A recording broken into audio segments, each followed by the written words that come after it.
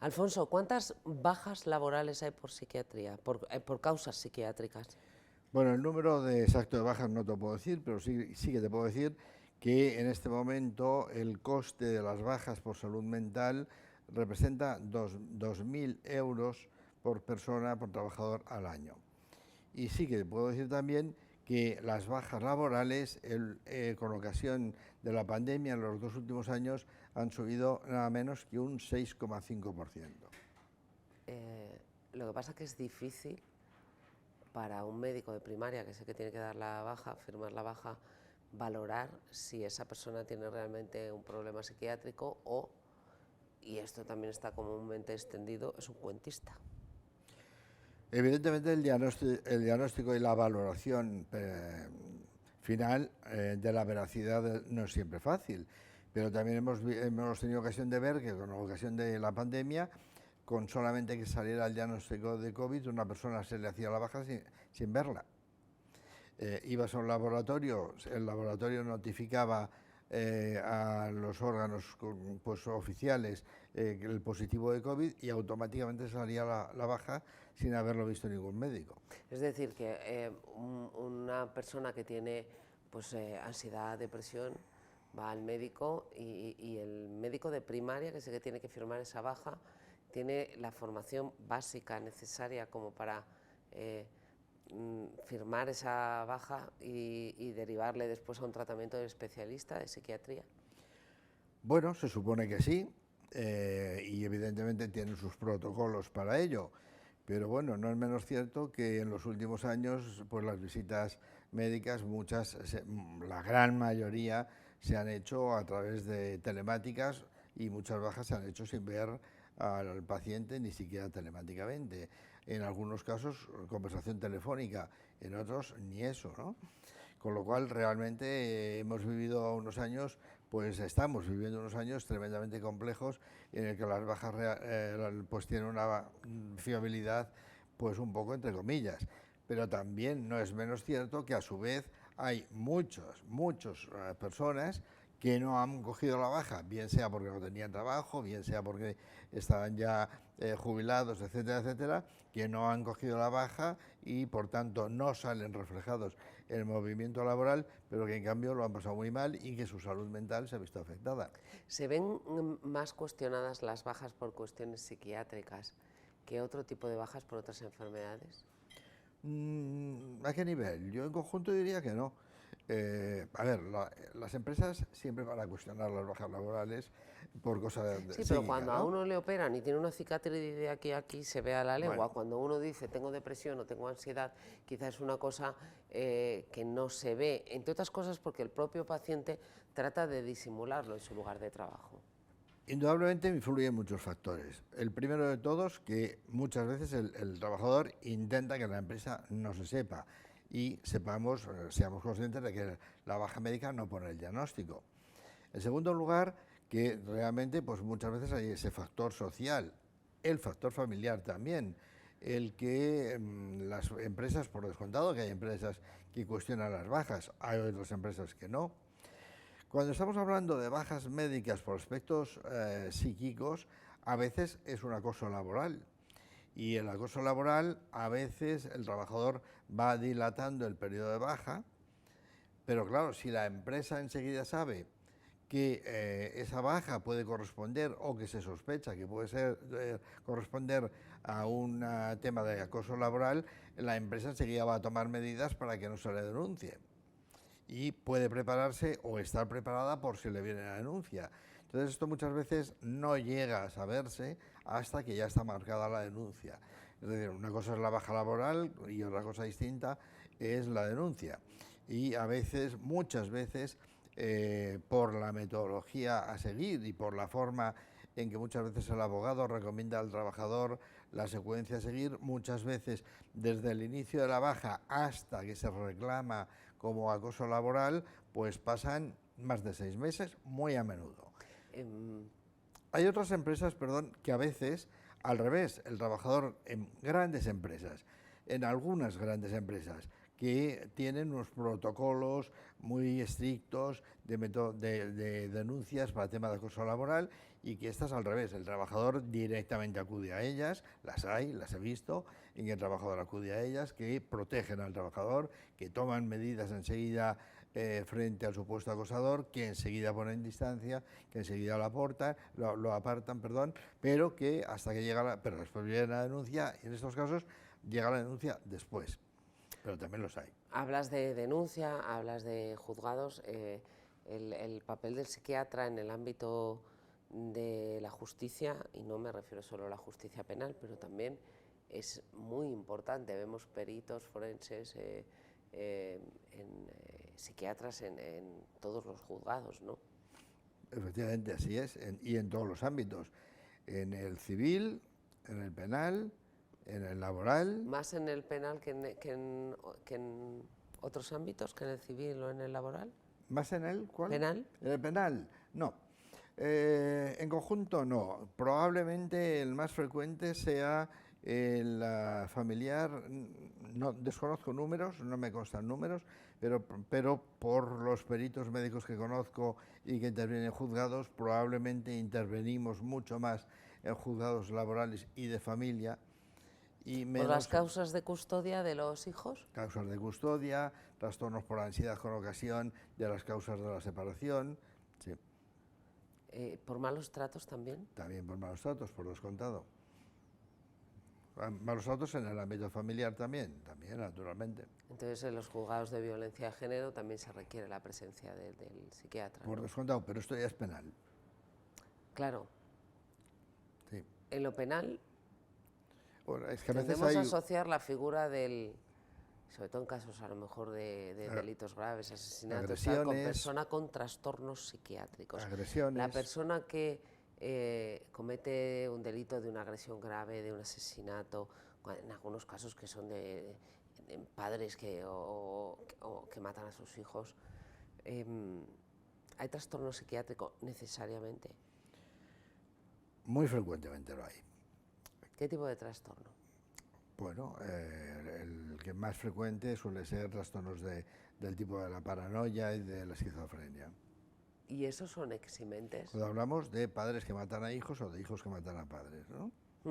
El más frecuente. O madres también. Madres también, naturalmente. Estamos hablando de parricidio, indistintamente que sea el padre o la madre, y el más frecuente suele ser la esquizofrenia. ¿Y eso es un eximente? Bueno, no siempre. Puede ser un atenuante, puede ser un eximente o puede no ser nada. Una persona enferma que mata a otra, comete ese asesinato por su enfermedad, o su enfermedad no tiene nada que ver y sabe que está cometiendo un asesinato y que está quitando la vida a otro.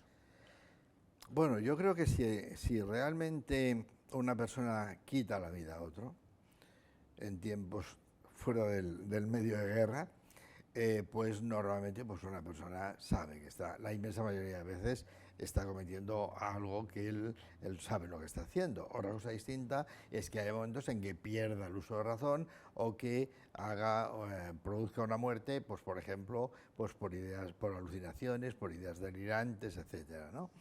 Pero una persona completamente sana y normal mata a otra porque sí. Bueno, yo me inclino a creer que cuando una persona está normal, pues busca otras formas. Me inclino a creer que hoy por hoy no tenemos todos los medios de objetivación de las, valga la redundancia, de las motivaciones, pero yo creo que una persona normal nunca mata a otro sin más. ¿Y qué piensa cuando en los medios de comunicación se habla de crímenes horribles y se dice, no, es que este hombre estaba loco? Como psiquiatra, ¿qué piensa usted? A ver, he tenido que intervenir en varios procesos de asesinatos. Bien, recuerdo un caso en el que, por ejemplo, un padre cortó la cabeza de una niña de 6 años, por completo, la seccionó, la cabeza de la niña rodando por la cabeza. Hubo un psiquiatra que dijo que era una persona que lo había hecho plenamente consciente. Yo creo que el que no era consciente era él. de lo que estaba diciendo. Yo creo que ningún padre mínimamente normal corta la cabeza a un niño de 6 meses, de 6 años delante de otro niño, ¿no? Yo creo que solamente el hecho en sí mismo de que un padre corte la cabeza a un hijo delante de otro niño ya nos indica que algo grave, muy grave estaba pasando, como para no ser capaz de no hacerlo delante de un niño, ¿no? Yo creo que solamente eso ya denota que ese señor estaba perturbado. Bien, ese señor fue tratado en servicios de urgencias, le pusieron antipsicóticos, etcétera, pero bueno, hubo un psiquiatra que dijo que estaba normal y el juzgado pues le condenó a la cárcel y no lo aceptó ni siquiera como eximente, ni mucho menos. Hay cada vez más casos de denuncias o de juicios por violaciones múltiples, por acoso, por abusos sexuales, o es que cada vez tienen más visibilidad. Las dos cosas, y yo creo que esto es un círculo vicioso. ¿Y eso es bueno, que tengan visibilidad? Pues por desgracia yo creo que no. Yo creo que no solamente no es bueno, yo creo que, por ejemplo, en el caso de la famosa Manada, pues hasta entonces apenas oíamos hablar de violaciones en grupo.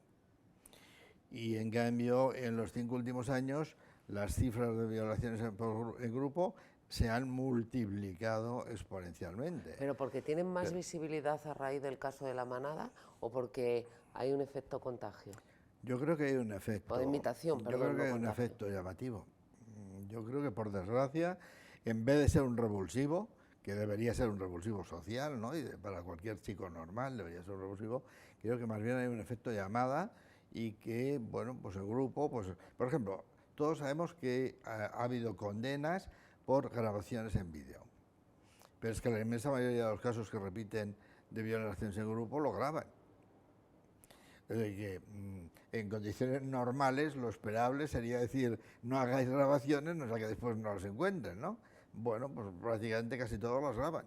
O sea que más bien hay un efecto, yo creo que hay un efecto llamada, me inclino a pensar que hay un efecto llamada y que pues precisamente esto hace que se estén no aumentando, no, multiplicando exponencialmente. Se han multiplicado las violaciones en grupo en los 5 últimos años por más de 8. Se han multiplicado. Han crecido también las denuncias además, de abusos y acoso en el pasado. Sí. ¿Por qué una persona que sufre abusos cuando es un niño y quiere denunciarlos no lo hace cuando llega a la edad adulta? No digo a lo mejor a los 18 años, que todavía hay una inmadurez emocional, pero a lo mejor sí más adelante. ¿Por qué espera a que esos casos de abuso o presunto abuso se hagan públicos? ¿Cuál es su mirada a ese comportamiento como profesional, como médico? Pienso que influyen varias cosas. Por una parte, que en el momento actual está más perseguido y más creído que anteriormente. Entonces, en este momento, las personas que están denunciando pues están más protegidas por todo el entorno social y también por todo el entorno judicial. Pero le faltan las pruebas que demuestren que su acusación es cierta y son acusaciones muy graves. Bueno, si bien la Constitución dice que toda persona es inocente mientras no se demuestre lo contrario, sin embargo, después lo que estamos viendo es que en temas en concreto de este tipo, pues son muy frecuentes las condenas pese a que no haya pruebas. Y en este momento, un hombre varón denunciado, pues tiene muchas probabilidades de salir trasquilado. ¿Usted cree que el papel... Eso es lo que vemos en las sentencias. El papel de la psiquiatría en el ámbito de la justicia va a ir a más? Si cada vez tenemos más denuncias y tenemos efecto contagio, cada vez se requerirá más la opinión del profesional que objetive esas denuncias. Bueno, está yendo a más, ya estamos interviniendo, los peritos psiquiatras estamos interviniendo en más casos actualmente de este tipo de hechos como el que estamos comentando, mucho más que en los 10 años anteriores. En el laboral, en los juzgados, ¿hasta dónde llega el ámbito de actuación de la psiquiatría? Muchísimo, porque Muchas veces lo primero que tenemos que demostrar al tribunal es que la persona ha perdido funcionalidad a nivel psíquico que le permita hacerse cargo de una forma responsable de las funciones que le corresponden al trabajador. Si ha perdido las funciones, esta funcionalidad, que es lo que más se valora en laboral, debido a un proceso psíquico, pues eso hay que demostrárselo al tribunal, y demostrándoselo, la probabilidad de que le reconozcan una incapacidad laboral es muy alta. Un tema, por ejemplo, relativamente frecuente es la incapacidad total para la profesión habitual. Por ejemplo, un conductor que tenga limitaciones, bien sea por la enfermedad, bien sea por la medicación, para conducir. Y que eso se va a transformar, porque esté en tratamiento por ansiedad, por depresión. Entonces esto se va a traducir inmediatamente pues, en una incapacidad laboral transitoria absoluta, posteriormente o en grado total. Quiere decir que le incapacita para su profesión habitual de conductor, pero que le permite hacer otros trabajos. ¿El mundo en que vivimos favorece la aparición de enfermedades psiquiátricas o cada época tiene sus circunstancias? Estamos viendo, a ver, que curiosamente se habla del estado de bienestar, ¿no? Y se está hablando por todas partes de que estamos en un estado de bienestar, etcétera, etcétera. Pero la realidad es que las enfermedades por salud mental se están multiplicando, que los centros de salud mental se están multiplicando, que las listas de salud mental se están multiplicando. Intervienen muchos factores, unos de tipo genético, otros de tipo social, otros de tipo económico. El aumento del desempleo, la pérdida del poder adquisitivo del trabajador, pues esto afecta a la salud mental de las personas, y eso pues se va a traducir también en un proceso muchas veces incapacitante y en deterioro de la salud laboral y de la salud mental, que va a necesitar tener problemas de ansiedad, problemas de depresión, muchas veces incapacidades transitorias. Repito que han aumentado un 6,5% en los 2 últimos años, y que realmente, pues claro, es de prever, por desgracia que es de prever, pues un aumento progresivo inminente a corto plazo. ¿Por qué? Pues porque el poder adquisitivo del trabajador está disminuyendo, porque el desempleo está aumentando, porque la renta per cápita está disminuyendo, tenemos la renta per cápita más baja de toda Europa, el Producto Interior Bruto está disparadísimo, pero a límites inferiores. También tenemos el PIB, que se ha aumentado en un 11,3%. Bueno, el poder adquisitivo del trabajador baja, le suben las hipotecas, sube la ansiedad, sube la tristeza, sube la angustia, y suben todas las preocupaciones, y sube el sufrimiento, y sufren los suicidios. En fin, esperemos que no llegue hasta ese extremo. Alfonso, gracias. Muchas gracias.